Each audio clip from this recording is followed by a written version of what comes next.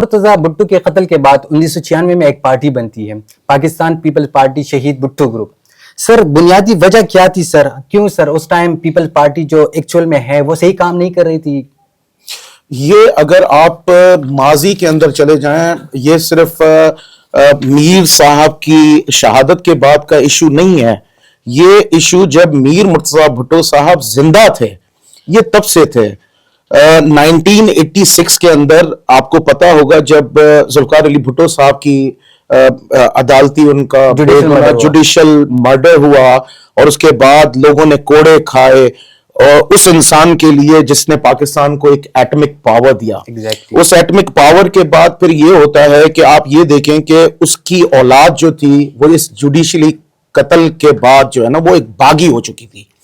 تو جیسے کہ آپ نے بولا کہ میر مرتضی بھٹو صاحب نے یہ ان کی شہادت کے بعد پارٹی بنی، نہیں، یہ پارٹی ان کی موجودگی میں بنی تھی۔ جنوہ صاحبہ نے بنائی تھی؟ نہیں، یہ میر مرتضی بھٹو صاحب نے خود نے بنائی تھی، اور جو اس کو جو سلوگن دیا گیا تھا اور اس پارٹی کی جو آئیڈیالوجی اور اس پارٹی کا جو نام رکھا گیا تھا وہ رکھا گیا تھا پاکستان پیپلز پارٹی شہید بھٹو، یعنی یہ وہی شہید بھٹو ہے جو بھٹو صاحب کی وراثت ہے۔ ٹھیک۔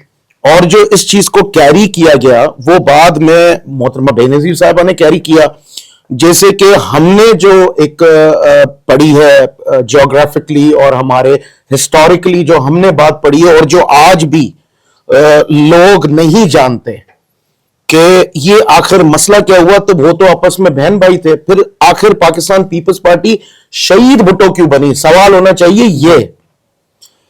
اس وقتوں میں جب محترمہ پاکستان آئی تھی تو یہ ساری فیملی کمبائن تھی۔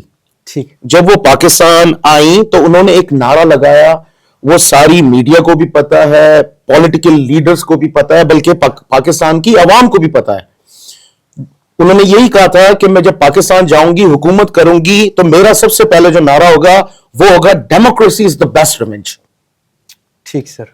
آج وہ democracy is the best revenge جب محترمہ یہاں پہ آئی تو آپ نے میر مرتضی بھٹو کی جو تقریریں تھی جب ان کی پارٹی بن گئی تھی تو وہ بار بار اس چیز کے اوپر وضاحت کرتے تھے کہ محترمہ کو مخاطب ہو کے کہ چھوڑ دو آپ ان قاتلوں کو، آ جاؤ اپنے والد کی پارٹی میں۔ ٹھیک۔ یہ ایک سائن تھا اس وقت بھی، یہ ڈسپیوٹ ہوا وہاں سے۔